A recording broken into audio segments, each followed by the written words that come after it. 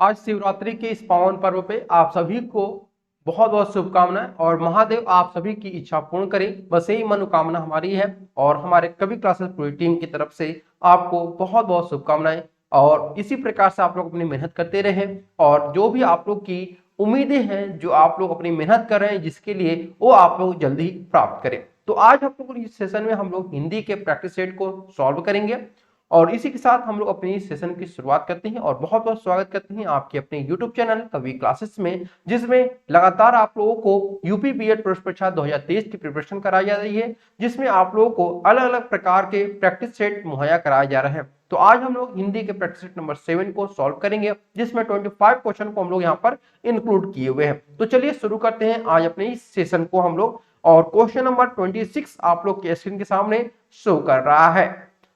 देखिए question number 26 बोल रहा है कि माला फेरत जुग भया फिरा न मन का फेर, कर का मन का डारी दे मन का फेर। यह आपका एक दोहा है। ठीक है, क्या है आपका भाई? यह एक दोहा है और यह बताना है आप लोगों को कि यह जो दोहा है आपका, इस दोहे में कौन सा अलंकार है। मैं पुनः पढ़ देता हूं। माला फेरत जग भया फिरा न मन का फेर, कर का मन का डारी दे मन का फेर। तो देखिए यहाँ पर मनका का जो अर्थ है ना, पहले मैं आपको बता दूं, जो आपका यह मनका शब्द है इसका अर्थ होता है माला में पिरो जाने वाला जो दाना होता है उसको। और एक और जो मनका है यहाँ पर नीचे, इसका अर्थ होता है आपका हृदय का। तो यहाँ पे हम कह सकते हैं दो चीजें आपकी यहाँ पे दी गई हैं। तो यहाँ पर जब एक ही शब्द के दो अलग अलग अर्थ निकले तो वह आपका यमक अलंकार होता है। यानी ऑप्शन नंबर हमारा डी क्या हो जाएगा? सही। यानी यमक शब्द का अर्थ ही होता है दो या फिर आपका जोड़ा। इसका अर्थ क्या होता है भाई यमक का? दो या फिर आपका जोड़ा होता है। तो इस प्रकार से हमारा ऑप्शन नंबर डी यहां पर सही होगा। ठीक है, चलिए अब आते हैं प्रश्न नंबर 27 पे। दिया है काव्य की शोभा बढ़ाने वाले धर्मों को अलंकार कहते हैं। इस युक्ति में प्रयुक्त धर्म शब्द का क्या अर्थ होता है, यह आपको बताना है। पुनः मैं दोहराता हूं कि काव्य की शोभा बढ़ाने वाले धर्मों को हम अलंकार कहते हैं, तो इसमें धर्म का जो प्रयोग किया गया है शब्द का, उसका अर्थ आपका क्या होगा? तो इसका अर्थ होगा आपका गुण। यानी काव्य की शोभा बढ़ाने वाले धर्मों को यानी कि गुणों को क्या कहते हैं? अलंकार कहते हैं। ठीक है, अब आते हैं प्रश्न नंबर 28 पे। दिया हुआ है कि तरणी तनुजा तट तमाल तरवर बहु छाए, यानी कि तो यहाँ पे आवृत्ति बार बार हो रही है।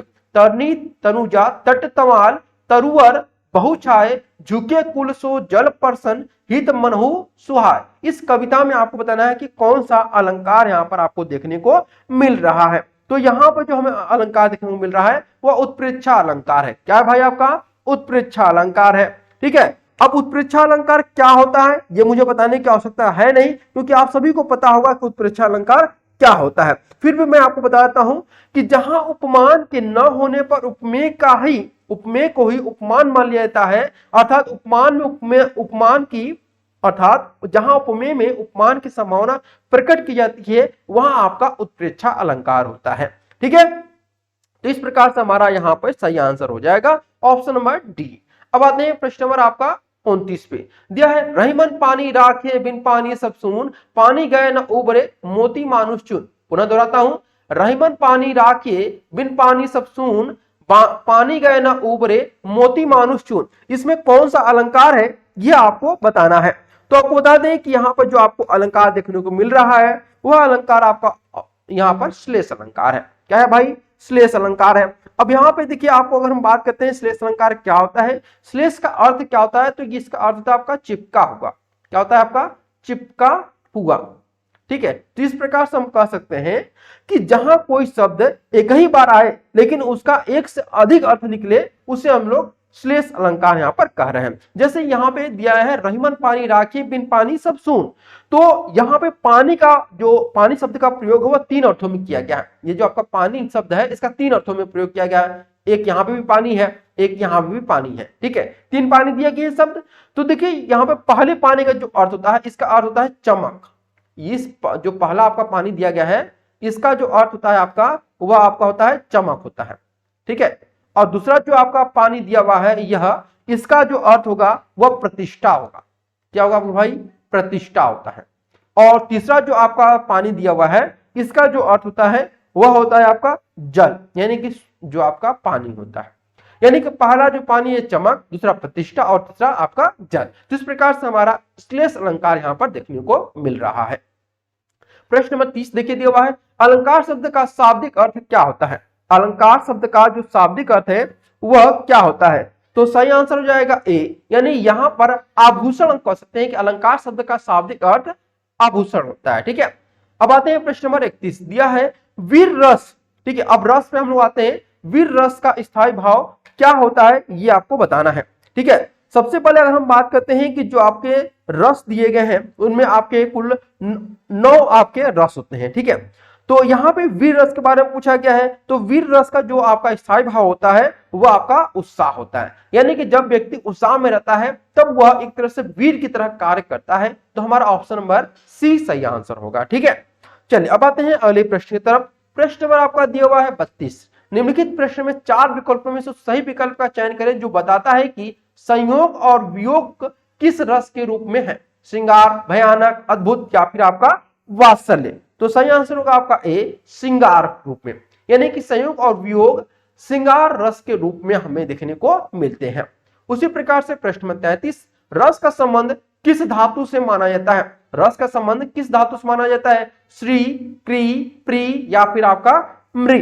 तो यहां पर जो सही आंसर होगा हमें देखने को मिलेगा वह आपका ए, यानी कि श्री यहां पर सही आंसर है। ठीक है, अब आते हैं प्रश्न नंबर 34, जहां किसी हानि के कारण शोक भाव उपस्थित होता है वहां किस रस की उपस्थिति होती है? जहां किसी हानि के कारण शोक भाव उपस्थित होता है वहां किस रस की उपस्थिति होती है भाई? वीर रस, करुण रस, वात्सल्य रस या फिर आपका हास्य रस। तो हम यहाँ पे कह सकते हैं कि ऑप्शन नंबर हमारा बी सही होगा, करुण, यानी कि जहां किसी हानि के कारण शोक भाव उपस्थित होता है, जैसे किसी की हमारे जो करीबी है उनका कोई एक्सीडेंट हो जाता है तो उससे हमारे मन में एक करुणा उत्पन्न होती है, तो वह करुणा क्या होती है? वही हमारे रस का रूप ले लेती है। अब आते हैं प्रश्न नंबर 35, सॉरी अभी हमने देखा कि करुण रस के बारे में मैंने बात कर रहा था, तो करुण रस का स्थायी भाव क्या होता है? क्रोध होता है, विस्मय, शोक या फिर उत्साह। तो सिंपल से हम लोग कह सकते हैं कि शोक, यानी कि जहां पे शोक होता है वहां पे आपका करुण देखने को हमें मिलता है। तो ऑप्शन नंबर सी यहां पर सही होगा। उसी प्रकार से प्रश्न नंबर 36, हास्य रस का स्थायी भाव क्या होगा? हास्य रस, रौद्र, रति, हास्य या फिर आपका विभत्स रस। तो यहां पे सही आंसर होगा आपका ऑप्शन नंबर सी, हास्य रस का मतलब होता है हास्य।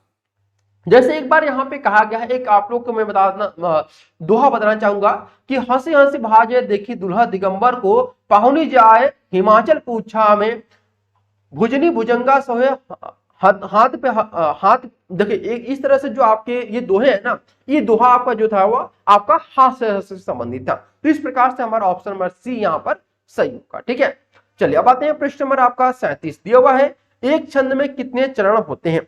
प्रश्न दिया गया है एक छंद में आपके कितने चरण होते हैं, ये आपसे प्रश्न पूछा गया। तो सही आंसर होगा 4, यानी एक छंद में हमें 4 चरण देखने को मिलते हैं। वही आप आते हैं प्रश्न नंबर 38 पे दिया है, जहां छंद में सभी चरण समान होते हैं उसे क्या कहा जाता है? जहां छंद में सभी चरण समान होते हैं उसे क्या कहते हैं? मात्रिक छंद, अर्धमात्रिक छंद, सममात्रिक छंद या फिर आपका विषम मात्रिक छंद। तो सही आंसर होगा आपका सी, यानी यहां पर आपका सममात्रिक छंद, यानी कि जहां छंद में सभी चरण समान होते हैं वह उसे हम लोग सममात्रिक छंद कहते हैं। प्रश्न नंबर 39, दोहा के प्रथम चरण में कितनी मात्राएं हमें देखने को मिलती है? दोहा के प्रथम चरण में कितनी मात्राएं देखने को मिलती है? 11, 12, 13 या फिर 14। तो देखिए सही आंसर हो जाएगा आपका ऑप्शन नंबर सी, 13 मात्राएं हमें देखने को मिलती हैं। जैसे एक मैं आपको सुनाना चाहूंगा दोहा कि श्री गुरु चरण सरोज रज, निज मन मुकुर सुधार, वर्णो रघुवर विमल जस, जो दायक फलचार। तो यह आपका हनुमान चालीसा से लिया गया एक दोहा है।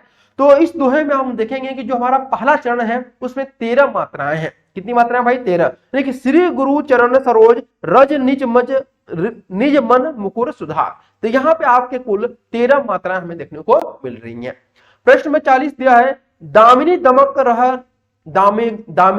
रह न घन माही, खल कै प्रीति जधा धीर नाही। इसमें क्या है? आपका दोहा है, सोठा है, चौपाई है या फिर आपका सवैया है। तो यहाँ पे हमें देखने को जो मिल रहा है वह क्या होगा भाई? तो देखिए सिंपल से हम कह सकते हैं कि यहाँ पर हमारा जो आंसर है वह चौपाई है। क्या है आपका? चौपाई यहाँ पर सही आंसर है। ठीक है, अब आते हैं प्रश्न नंबर 41, कुंडलियां छंद में कितने चरण होते हैं? कुंडलियां छंद में कितने चरण होते हैं? 3, 4, 6 या फिर आपका 10। तो हम कह सकते हैं कि कुंडलियां चरण में हमारे 6 चरण होते हैं। ठीक है, कितने होते हैं? 6 चरण हमें होते हैं। और यहाँ पे बात करते हैं कि अगर कुंडलियों के बारे में, तो कुंडलियां जो होती हैं आपकी विषम संयुक्त मात्रिक होती हैं। क्या होती हैं भाई? विषम संयुक्त मात्रिक होती हैं। ठीक है, विषम संयुक्त मात्रिक होती हैं, ये आप लोग जरूर ध्यान रखिएगा। अब अगले प्रश्न में आते हैं हम लोग। प्रश्न नंबर आपका दिया हुआ है 42। दिया है चौपाई के प्रत्येक चरण में कितनी मात्राएं होती हैं, ये आपको बताना है। चौपाई के प्रत्येक चरण में कितनी मात्राएं होती हैं? तो यहाँ पर ए 16 मात्राएं होती हैं। ठीक है, चौपाई के प्रत्येक चरण में आपकी 16 मात्राएं हमें देखने को मिलती हैं। अगर हम बात करते हैं, जैसे कोई भी अगर हम चौपाई आपको सुनाए कि जैसे हम हनुमान चालीसा से लेते हैं, बंदौ गुरु पद पदुम परागा सुरुचित सुभाष सरस अनुरागा अमीय मुरिमय चूरन चारु समन सकल भव रुज परिवारु। तो यहाँ पे चौपाई में हमें पहला जो मतलब हमें प्रत्येक चरण है इसमें वह 16 मात्राएं हमें देखने को मिल रही हैं। ठीक है, इसी प्रकार से हम लोग आते हैं प्रश्न नंबर 43 पे। दिया है जो मात्रिक सम छंद है प्रत्येक चरण में 16 मात्राएं होती हैं, उसे हम लोग क्या बोलते हैं?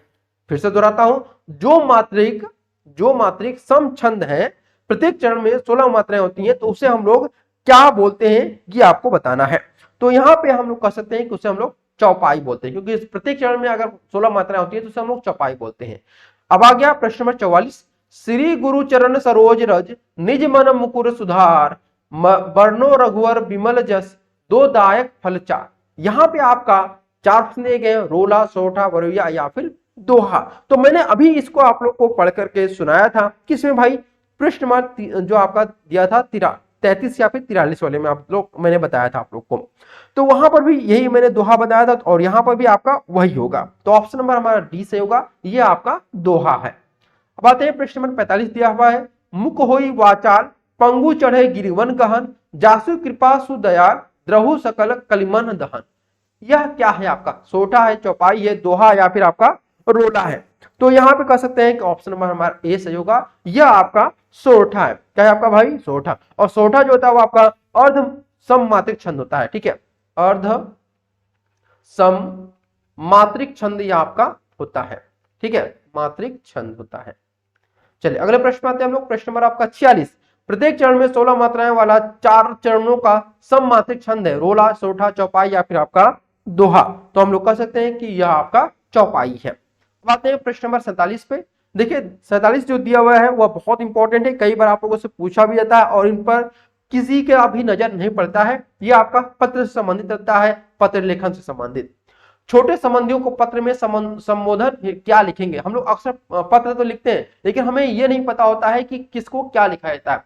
चिरंजीवी, हितैषी, पूजनीय या फिर आपका परम पूज्य। तो यहाँ पे आपको बताना चाहिए कि हम लोग अपने छोटे संबंधियों को चिरंजीवी के नाम से जानते हैं। ठीक है, चिरंजीवी के नाम से हम लोग उसको संबोधित करते हैं।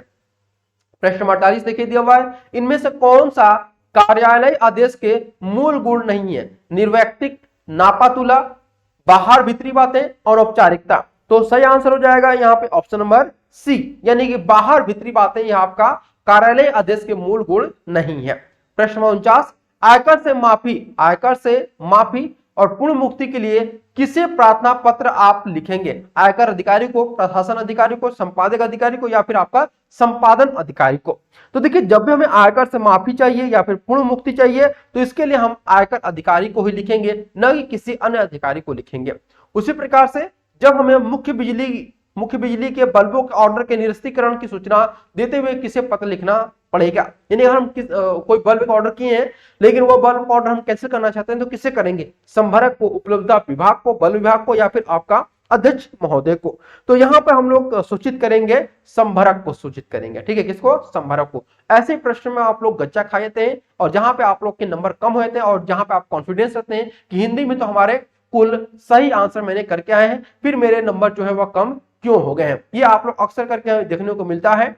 तो ये आप लोग गलती मत करिएगा। जो भी आप लोग को समझाया जा रहा है, कराया जा रहा है प्रश्न, वो बहुत इंपॉर्टेंट है, तो इनको एक बार जरूर ध्यान रखिएगा। और हमारे इस YouTube चैनल पे आप लोग को वही प्रश्न की तैयारी कराए जा रहे हैं जो कि आपके एग्जामिनेशन के लिए बहुत इंपॉर्टेंट है।